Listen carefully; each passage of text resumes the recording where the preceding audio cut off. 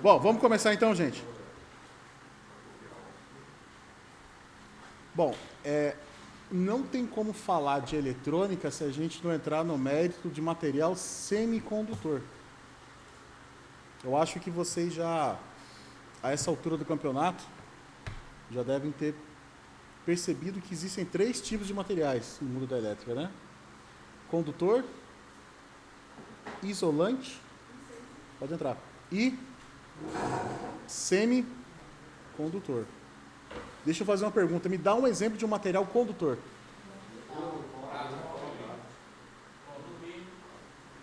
Para que a gente usa isso? Certo? Me dá um exemplo de um material isolante. E um material semicondutor? O que seria então? A palavra já diz, né? Não é nem condutor, não é nem isolante. É meio termo. Para que existe isso, gente? Para o mundo da eletrônica. Certo? A eletrônica não funciona sem materiais semicondutores. Tá? O silício é a base da eletrônica. Certo? A gente vai entender daqui a pouco. Acabamos de vocês acabaram... Pode entrar. Vocês já responderam para mim que é um material isolante e o que é um material condutor. Tá? Quando a gente fala de material condutor, é porque a gente tem uma estrutura atômica, certo? A gente não pode falar de elétrica se a gente não lembrar do quê? O átomo. Quais são as partículas subatômicas que nós temos dentro de um átomo? Como é que é, filho? O quê? Exato. Certo? Beleza. Então a gente não tem como falar de eletrônica se a gente não pensar no átomo. E vocês falaram para mim que nós temos elétrons, prótons e nêutrons, tá? A base que define um material condutor ou não são os elétrons que são pouco atraídos, ou seja, não tem uma atração muito forte pelo núcleo do átomo. Esses elétrons estão na última camada, que é chamada de camada de valência. Isso. A escola tá afiada, né, meu? É isso mesmo. Esses elétrons, pelo fato de eles estarem muito afastados do núcleo atômico, eles têm uma mobilidade maior e eles conseguem se desprender facilmente de um elétron para o outro, gerando um desequilíbrio entre cargas. Tá? E isso vai fazer a classificação se o material é condutor ou é isolante. Geralmente, o material que é condutor, ele tem pelo menos 4 elétrons em sua camada de valência. Menos de 4 elétrons em sua camada de valência. Tá? Eu acho que esse desenho aqui é um desenho que vocês já viram na escola, né? Só deixa eu dar uma notícia. Isso aqui não representa um átomo. Tá? A professora nunca ia falar a verdade para vocês, mas isso aqui é puramente uma ilustração para vocês tentarem entender a estrutura de um átomo. Mas isso não é um átomo. Não necessariamente. Tá? Isso é apenas uma representação gráfica de um modelo atômico. Beleza? Mas não quer dizer que o átomo é bonitinho assim. Tá? Os elétrons que eu falo que são os elétrons livres, né? São esses elétrons que estão na última camada. É aqui que determina o tipo de material, é aqui que determina... É aqui que ocorre o processo de eletrização. Certo? É através desses caras aqui que surgem o que nós chamamos de cargas elétricas, né? Quando você pega uma bateria, vamos pegar uma fonte, né? Não tem positivo e negativo? Por que positivo e negativo? Para pensar nisso. Por que positivo e negativo? Porque são corpos carregados positivamente e corpos carregados negativamente. Aquele corpo ou aquele polo da sua fonte geradora que é carregado positivamente são os átomos que perderam ou receberam elétrons.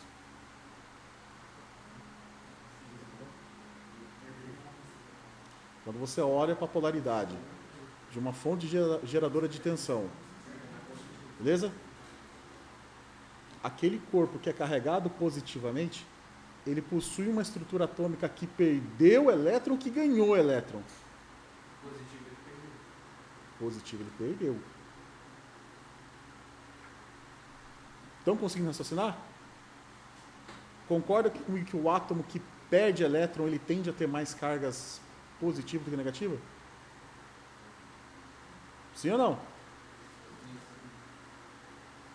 Aquele átomo que perde elétron, aquele átomo que fica com uma incidência maior que nós chamamos de lacunas, tá?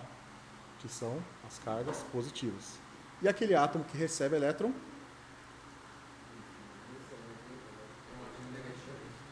e quando você tem dois potenciais, certo? Dois corpos, dois potenciais, positivo e negativo, beleza? Dá-se origem a um fluxo de elétrons. E esse fluxo, pode entrar. E esse fluxo de elétrons é chamado de o quê? Corrente elétrica. Beleza? Então, só para revisar, o mundo da eletricidade, da eletrização, é assim que funciona.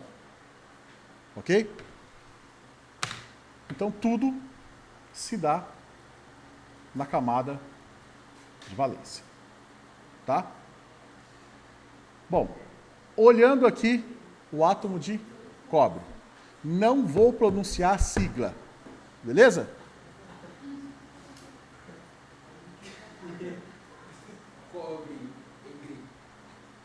O material cobre, que da tabela periódica é Cu.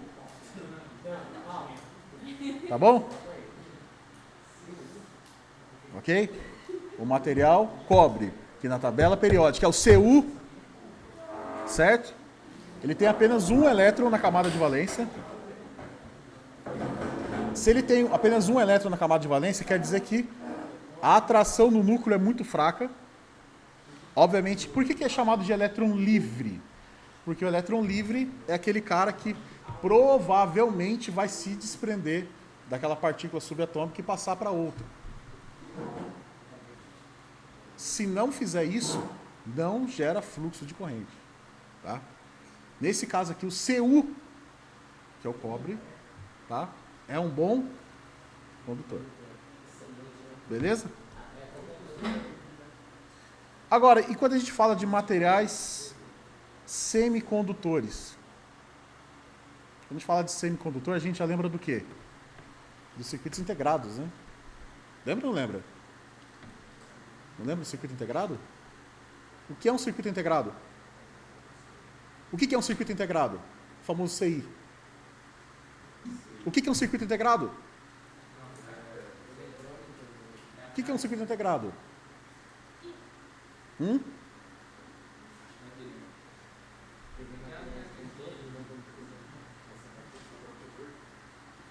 protoboard? Não, protoboard é uma matriz para a gente fazer montagem e ensaios de circuitos elétrico-eletrônicos. O que é um circuito integrado?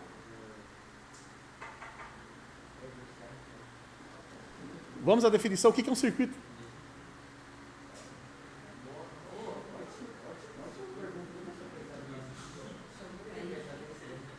A palavra é tão simples, assim, não, eu já tô. O que é um circuito? Circuito é um circuito. Mas o que é um circuito?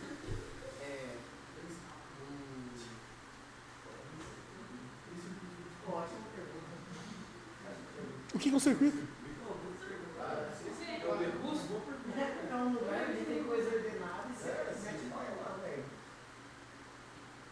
O que é um circuito eletrônico? Não, todo mundo sabe o que é um circuito eletrônico? Todo mundo sabe ou não? Todo mundo sabe o que é um circuito elétrico? Vocês já montaram o circuito elétrico, montaram? Então o que é circuito?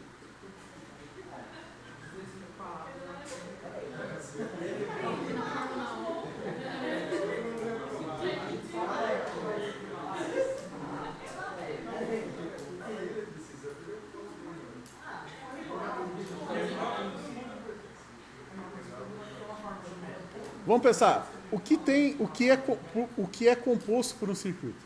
É um caminho, um sistema de componentes interligados que permite o funcionamento de algo. Isso é um circuito. Acabou de ler no chat GPT? Não, foi no Gemini. No Gemini? No Gemini? Gente, de forma bem simples, o circuito é o quê? Um conjunto de componentes interligados.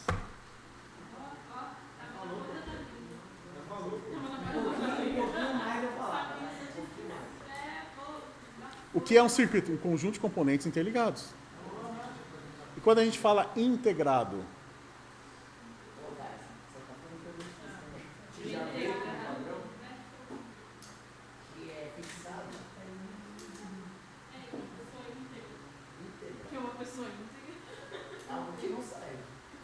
Integrado dentro de algo, envolvido por algo.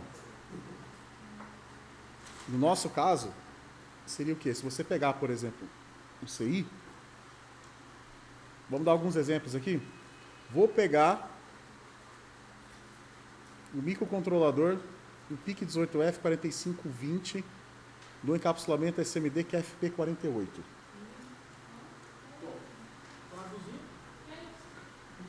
Isso é um circuito integrado. Mas eu posso ter, por exemplo, um microcontrolador no encapsulamento PTH com 44 pinos, se eu quiser também. Então, são circuitos integrados. Tá? Então, quando eu venho aqui, por exemplo, e coloco CI, ó, se eu colocar aqui, ó, CI, PIC 18F 4520 SMD.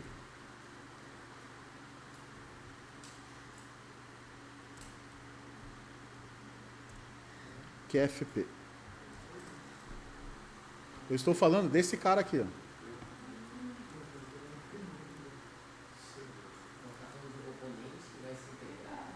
Isso aqui, que inclusive algum lazarento já estragou o terminal aqui, né? Olha lá. Não, como que os caras têm coragem, mano, de colocar uma foto para vender do componente desse jeito? Será que ninguém viu, cara, que o componente está...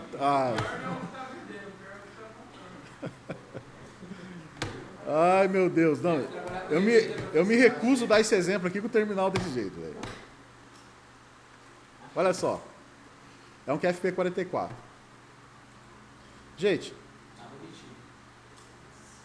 o que nós temos aqui? Tá? Por que é chamado de circuito integrado? Aqui dentro, eu tenho um circuito eletrônico com base de material semicondutor. Como eu falei para vocês, o material semicondutor, ele é nem condutor e nem isolante, ele é meio termo. Aqui dentro, pessoal, o que eu tenho? Eu tenho um negócio chamado substrato. A base é o silício. Dentro desse substrato, eu tenho vários micro e nano componentes interligados entre si, até por fio de ouro. Inclusive usa-se fio de ouro para fazer. E em seguida é utilizado um encapsulamento, que é essa camada, vocês estão vendo aqui, ó, pretinha, tá vendo? Que envolve e protege o circuito.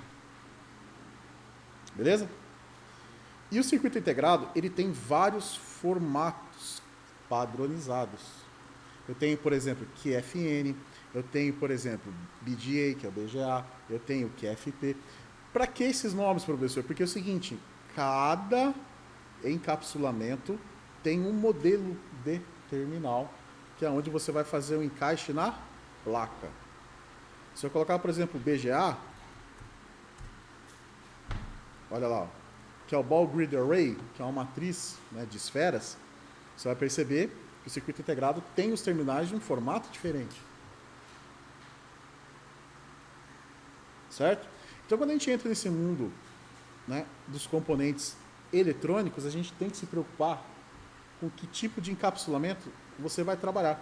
Porque dependendo do encapsulamento que você for trabalhar ou for desenvolver o seu projeto, é a forma como a placa de circuito eletrônico vai ser desenvolvida. Que é a famosa PCI, que é a placa de circuito impresso. Certo? Se você, por exemplo, falar assim, eu vou montar o meu... Se eu vou falar assim, olha, eu vou montar o meu projeto com componentes SMD, todos os componentes eletrônicos com SMD, você tem que se atentar que todo o seu processo de confecção de placa, todo o seu processo de montagem de componentes, solda, tem que utilizar de uma estrutura e tecnologia SMT. Mais para frente eu mostro para vocês. Tá? Eu trabalhei 6 anos com esse processo. Se você for, por exemplo, trabalhar com componentes com encapsulamento tipo PTH, o seu componente eletrônico, você tem que se atentar que a sua placa ela vai ser diferente. Também vai ter um outro processo. Os componentes que a gente tem aqui, por exemplo, do Senai, todos são PTH. Todos os componentes que vocês vão utilizar no protoboard são PTH. O resistorzinho, você não pega o terminalzinho dele lá, encaixa no buraquinho, assim, ó. Sim ou não? Então, isso é um componente PTH. Que numa placa é o mesmo processo. Você encaixa ele, né, na posição axial ou radial, que traduzindo é da horizontal na vertical, e embaixo passa-se um banho de solda que vai soldar os terminais por baixo da placa. No caso do componente SMD, a solda vai por cima da placa. Então o componente vem por cima de uma pasta que passa por um processo de refusão, num forno que a gente chama, e ela vai fazer a soldagem, ou seja, fica em cima. Eu não vou falar isso agora, senão vai ó, até o final da aula explicando isso daqui. Mas, quando a gente entrar no conceito de materiais semicondutores, a gente está falando de componentes eletrônicos, e cada componente eletrônico tem o seu encapsulamento em específico, tá? Acho que eu vou falar já, senão eu vou mudar de assunto, depois que eu voltar disso aqui, vocês vão ficar meio perdidos. É um componente, é um circuito dentro de um encapsulamento, certo? Deixa eu ver se eu aproximo uma imagem aqui. Eu vou mostrar para vocês aqui uma...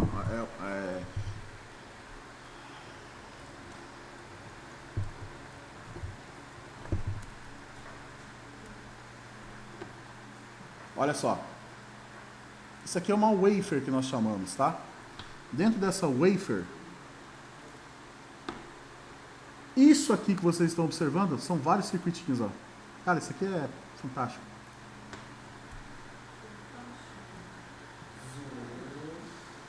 O cara não quer deixar eu ver a imagem aqui, meu. Mas olha só. Você tá vendo que você nem consegue enxergar os componentes aqui, tá vendo? Aqui a gente está na micro e nanotecnologia, tá? Mas na verdade na micro, né? São microcomponentes aqui que são interligados por fiozinhos de ouro. Em seguida, coloca-se aquele material que vocês viram lá que faz um encapsulamento do componente. Aí você tem vários. Eu falei para vocês, você tem o QFP, tem o QFN, BGA, vai embora. Mas a essência, gente, é isso aqui. O circuitinho integrado é esse cara aqui. Tanto é que não é bolacha, tá? O nome wafer é porque você pegar quando você compra bolacha no mercado, ela já vem picotada, né? Mas quando ela sai da máquina, por exemplo, na Balduca, ela vem uma wafer grandona assim, que você vai destacando. A ideia aqui do circuito é a mesma coisa. São vários circuitinhos numa chapa, que é isso daqui, ó. Certo? E depois vem uma máquina e corta ela e monta no encapsulamento, tá? Mas olha só, basicamente, só para vocês terem uma ideia, como é que funciona a solda desses componentes que a gente fala, por exemplo, de SMD, tá? Já que a gente vai navegar um pouco no mundo da eletrônica, né?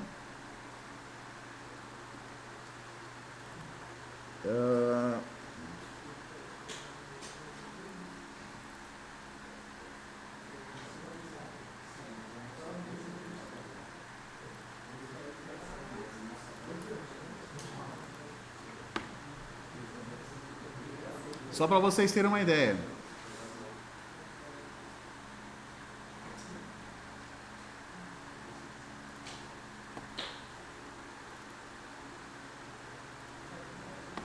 Deixa eu ver se eu acho esse.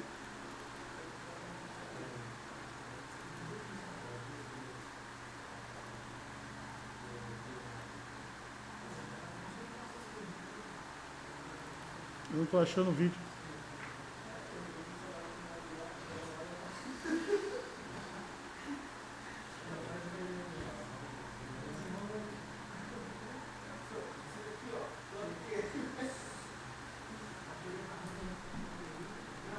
O vídeo que eu queria.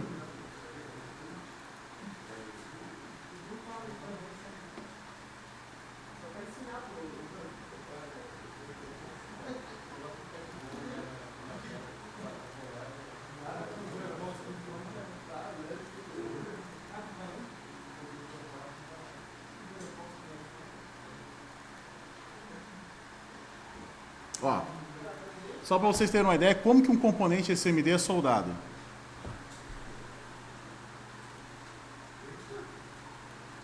Você está vendo que... Vocês já viram fio de solda, né? Foram no laboratório, viram fio de solda. Isso daqui, gente, são microesferas, que é o mesmo material, a mesma composição daquele fio de solda. Envolvidos, obviamente, né? Por vários outros componentes aqui. O estanho é um dos materiais que compõe. E quando ele passa por um forno de refusão, olha só que interessante. Olha o componente SMD. Perceberam? Olha lá.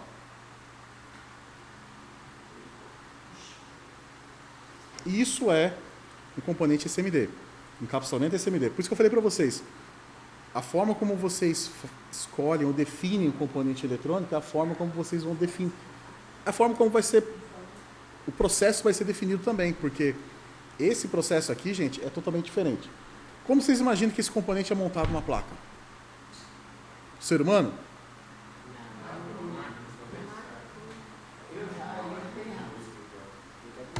Já tiveram a curiosidade de analisar uma placa de um smartphone? Vocês têm ideia de quantos componentes tem? Vocês têm ideia de quantos componentes tem uma placa de um notebook? Em média, 3.000. Desde circuitos integrados, resistores, capacitores, indutores. Há alguma forma de algum ser humano montar? Difícil, né? Até porque, dependendo do componente, você não consegue nem pegar na mão. Ele é muito pequeno. Aí nós temos o que, gente? Uma máquina que passa essa pasta de solda sobre a placa e uma máquina que faz a montagem. Se eu pegar aqui, por exemplo, vocês verem, ó. Olha só. Por exemplo, aqui, ó. A placa circuito impressa, ela entra. Inclusive, está rolando uma feira nessa semana no São Paulo Expo Center. Quem quiser ir, lá na Rodovia dos Imigrantes, está lá no início da rodovia. Só amanhã? FIEI. Sensacional a feira, tá? Eu recomendo que vocês vá. Porque se vocês querem conhecer de fato essa tecnologia que eu vou mencionar aqui, cara, lá vocês vão ver pancada. Vocês vão ver o que há de mais atual nesse tipo de tecnologia lá. Tá? Olha só. Então a placa, ela entra, ó. Nós temos uma máquina que nós chamamos de screen printer. E aqui ela é uma placa de stencil. A gente chama isso aqui de ferramental e nós chamamos de stencil. Tá? Só para vocês entenderem como que a eletrônica ela vai muito além do projeto e a simulação de circuitos. Quando você está, por exemplo, numa empresa que ela faz o projeto de algum produto eletrônico, são várias engenharias.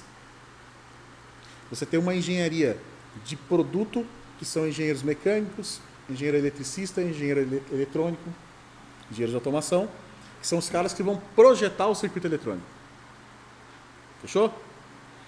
Quando você termina o projeto da placa, você vai para um setor de prototipagem e tem uma outra engenharia, que são os engenheiros de SMT, que são os caras que vão fazer a montagem dessa placa, utilizando esse processo que eu estou mostrando para vocês aqui. Tá? Então, olha só. Se eu pegar aqui, por exemplo... Por isso que eu falo, quando a gente fala de eletrônica, eu faço questão de mostrar isso daqui, porque muita gente que tem na mente que acha que eletrônica é só projetar um circuito, mas não, ela vai muito além disso. Tá? Você pegar, por exemplo, um projeto, um esquemático eletrônico de um produto e fazer aquilo virar uma placa de fato, é muito complexo. Tá? Então, olha só. Perceba que essa máquina aqui, ela tem um conjunto, que nós chamamos de squig, que é um rodo, e ela vai passar essa pasta de solda sobre os pads, que nós chamamos que é a ilha onde o componente vai ser colocado. Beleza? Essa pasta de solda, vocês viram como ela é, né? Mas olha só, eu fiz questão de fazer esse desenho aqui, gente, para poder exemplificar para os alunos. Então, por exemplo, eu tenho aqui basicamente, ó, a minha placa de circuito impresso, olha só. Isso aqui é uma placa de circuito impresso, que eu inventei aqui, tá? Aqui nessa placa eu tenho vários componentes com vários encapsulamentos, beleza? Ok? Eu não quis desenhar aqui porque eu não estava com coragem, mas basicamente o que nós temos aqui para interligar esses componentes, esses terminais, são trilhas. Beleza? E essas trilhas que fazem a interligação, ela pode estar em diversas, nem vou entrar nesse mérito, mas em diversas camadas. Nós chamamos de placas multilayers, né? Mas aqui são interligadas diversas vias. Uma via é interligada com a outra através de trilhas. Beleza? Em seguida, o que nós precisamos fazer? O processo, ele faz o depósito do quê? Da pasta de solda, que são aquelas microesferas que eu mostrei para vocês. Na onde? Sobre os pads. Beleza? E com a pasta de solda sobre os pads, o que é feito? Coloca-se o componente sobre a pasta. Passa pelo forno que nós chamamos de refusão e ocorre o processo de soldagem. Mas, curiosidade, como que essa pasta é colocada tão certinha assim em cima dos componentes? Porque existe um ferramental que nós chamamos de stencil, que é uma placa de alumínio, como vocês estão observando aqui. E olha só que legal. Essa placa de alumínio aqui, gente, ela tem a perfuração exatamente igual aos pads da placa. Acho que o desenho já fala, né? Sim ou não? Aí o que a máquina faz? Ela pega essa placa aqui que nós chamamos de stencil e posiciona onde? Na onde? Exatamente sobre os... O quê? Sobre os pads. Olha só. Em seguida, vem um mecanismo que nós chamamos que é um rodo e ele vai empurrando essa pasta para onde? Por aqui, ó. Vai fazendo isso, ó. Quando ela faz isso, a pasta é depositada no pad bonitinho, tá vendo? Olha lá.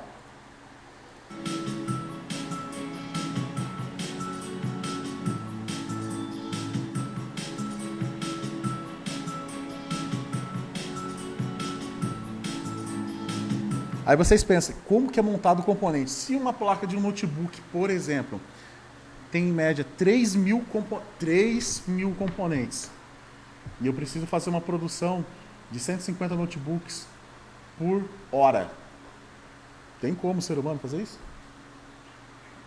Então a gente usa o quê? A gente usa uma máquina chamada de pick and place, tá?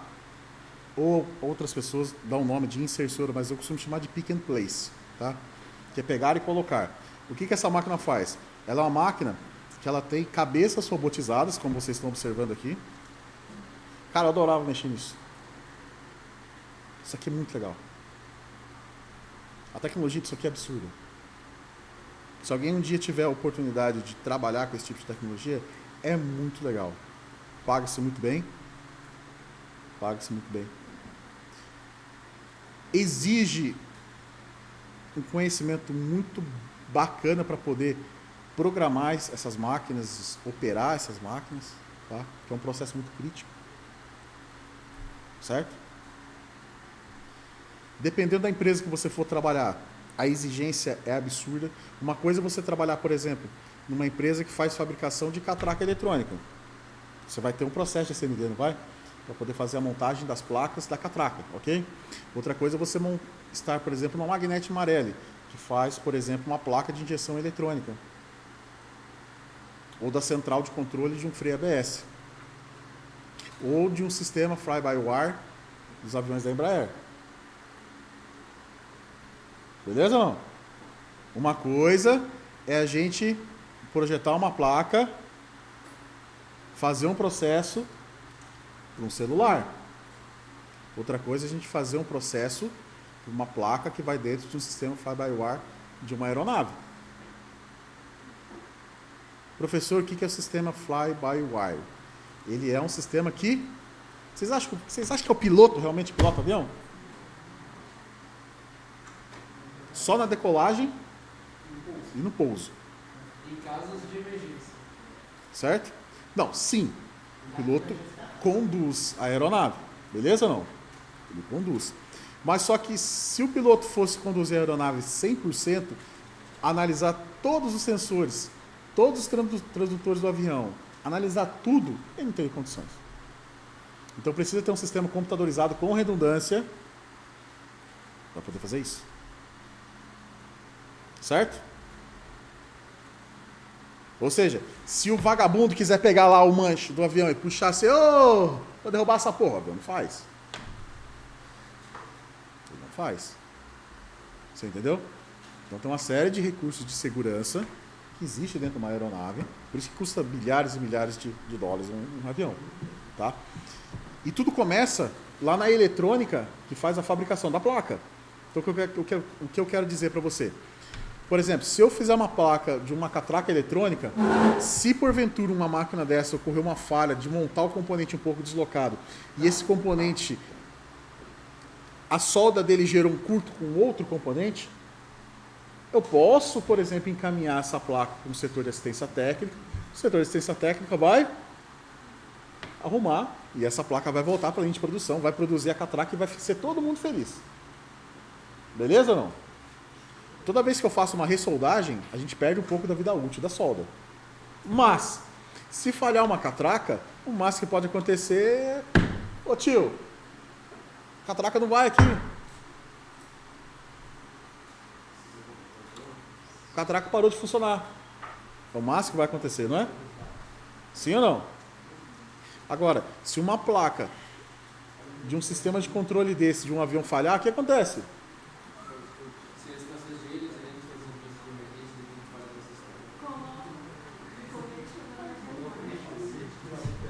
Então, quando você fala, por exemplo, de confecção de placas que envolve extremamente, são divididas em várias classes, né? Em classes de segurança avançadíssimas, assim, por exemplo, altíssimas, na verdade, né? Como, por exemplo, a placa de um avião. Cara, um componente se deslocou, não importa o custo da placa, ela é jogada fora. Ela tem que sair perfeita do processo. Não existe retrabalho, é jogado fora. Simples assim, joga fora. Com razão, né? Por isso, quando vocês forem voar, avião, Airbus, Boeing, Embraer, não vá me voar de balão. Oi? Não, para balão? Não, balão, cara. Desculpa, velho. Subir numa cesta com a bexiga. Que segurança que você tem, cara. Ah, mas avião também, tudo bem, falta de manutenção, mas não quer comparar a tecnologia, né? Não dá. Se for um balão tecnológico para alimentar. Só se for um dirigível. Então, que alguém E mesmo assim é perigoso. Um dirigível, né? Mas só que hoje é inviável, né? Hoje em dia. Mas o Santos Dumont, por exemplo, na época, que foi Santos Dumont, tá? Eles falam que foram os irmãos White, mas foram o Santos Dumont que inventou o avião. Depois que o pessoal lá morreu, agora o povo tem um novo jeito de trazer um pouco de balão. Aí alguém vai inventar um balão tecnológico e o povo vai botar. Ah, mas é difícil. Ainda você está à mercê de uma bexiga, né? Enfim, A bexiga vai ser. eu não confio, tá? Eu não confio. Avião tudo bem. E avião ainda já é meio... Com as manutenções que tem hoje em dia ainda, filho. Se você for voar de Latam... Mas, enfim, né? Para quem já voou e tiver a oportunidade, sente na janela do lado da asa. Você vai ter certeza. E quando você tiver uma turbulência, você vai ver que a asa, Você vai ver, você vai ver. ela bate mais que um passarinho. Mas graças a Deus que isso acontece, tá? O material flexível, senão eu já teria morrido. Tá? Mas enfim. Voltando para o mundo da eletrônica aqui. Imagina uma placa dessa daí. Como que o componente eletrônico vai ser montado? Já que a gente está falando de eletrônica, né? Essas cabeças aqui, gente, são cabeças robotizadas que chegam a montar até 100 mil componentes por hora. E ela não é um processo de montagem convencional. Essas cabeças aqui, ela é um manipulador robótico XYZ, que ela vem, coleta o componente num alimentador que nós chamamos de feeder, vocês vão ver aqui, por sucção, por ar comprimido, vácuo, pressão negativa, certo? Pega o componente, leva numa câmera, olha só a tecnologia fodida.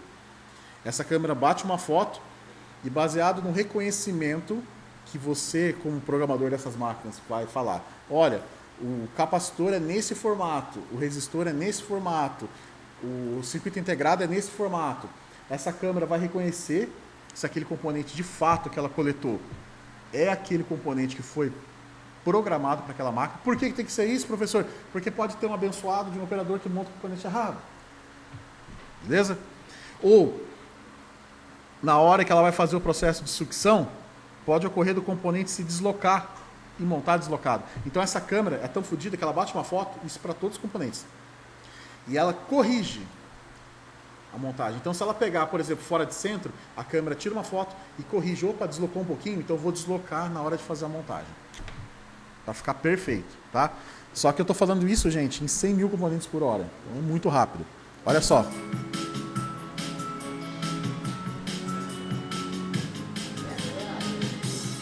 Olha aqui, ó.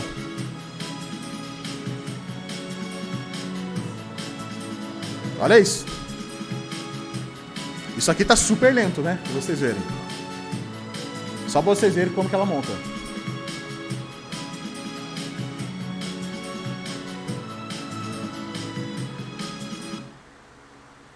Estão vendo o motor aqui? Vocês estão enxergando o motor nessa máquina? Estão enxergando o correio aqui? Sistema confuso? Barra roscada? Como é que essa máquina se movimenta?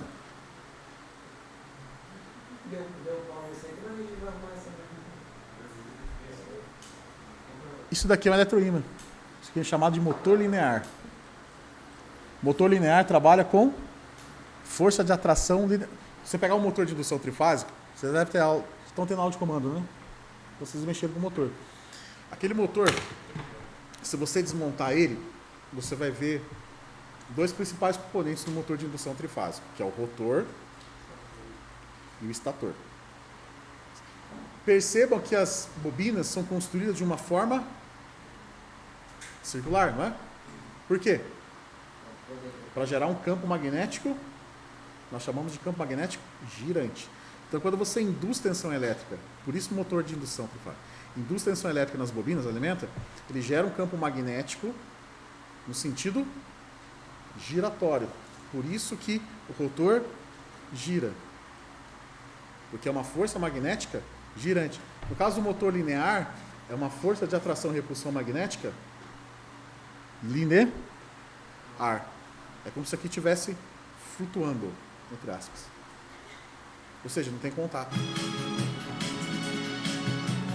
Olha isso. Presta atenção, que ela pega, ela inspeciona um por um, ela corrige por algoritmo computacional um por um e depois ela monta. É como se eu pegasse isso aqui, ó. Isso aqui tem que montar um pouquinho mais pra cá, beleza. Ela faz isso. Ela pega,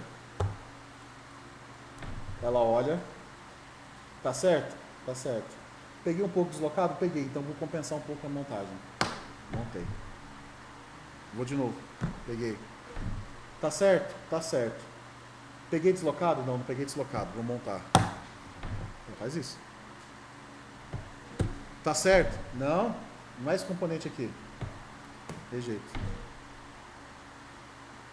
Só que ela faz isso 100 mil vezes por uma cabeça. Tem 4. Olha a velocidade. Olha os componentes. Tá vendo aqui o circuito integrado? Ó?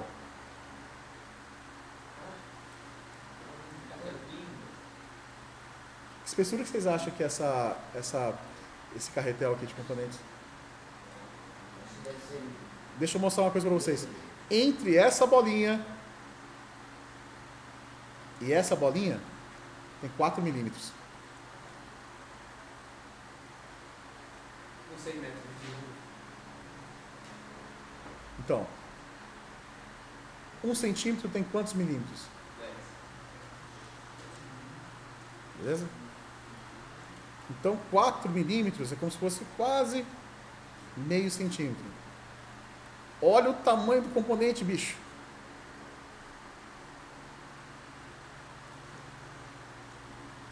Presta atenção. Se eu for medir aqui com uma régua, aqui, eu olhando a olho nu, dá mais que 4 milímetros aqui, porque a imagem está expandida. Beleza? Mas se você for olhar no componente, na essência dele, assim, ao olho nu, aqui tem 4 milímetros. Então, pensa em 4 milímetros. Olha o tamanho do componente. Menor que 1 milímetro.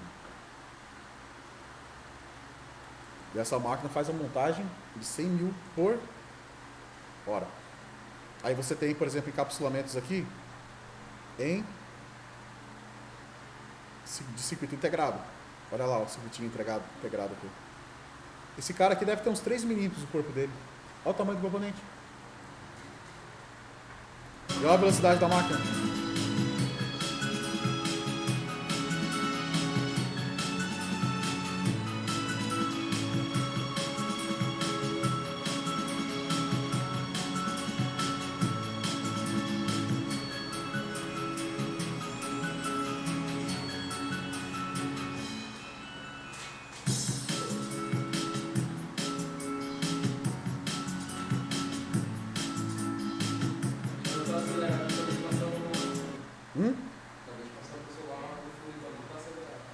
Não. O vídeo não está acelerado.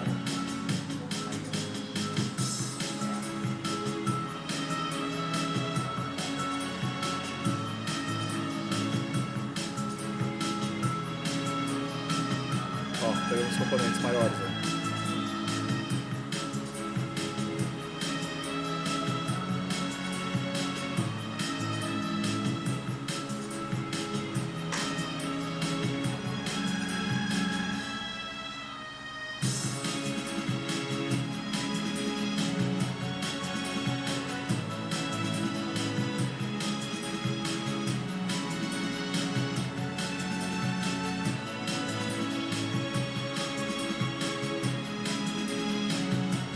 Tem engenharia para montar uma placa? Não.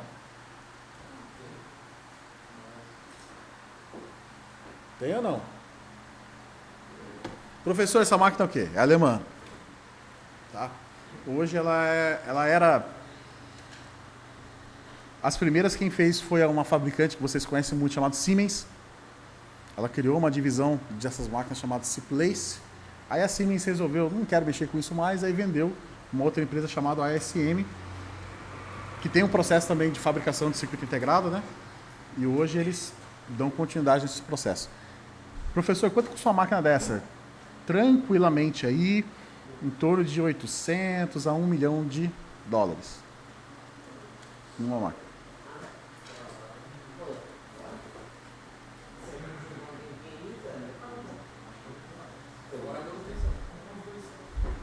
Quando lança o iPhone novo, todo mundo aqui fica aceso para comprar. Vende até o fogão, não é?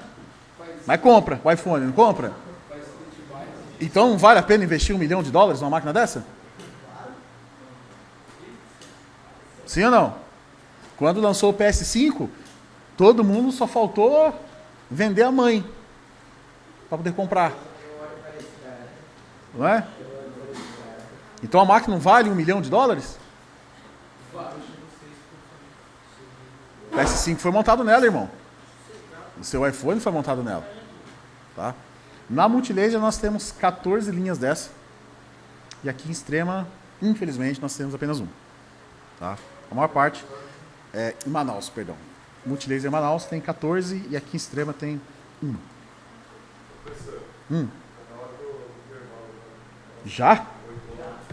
8 horas de trabalho de vocês?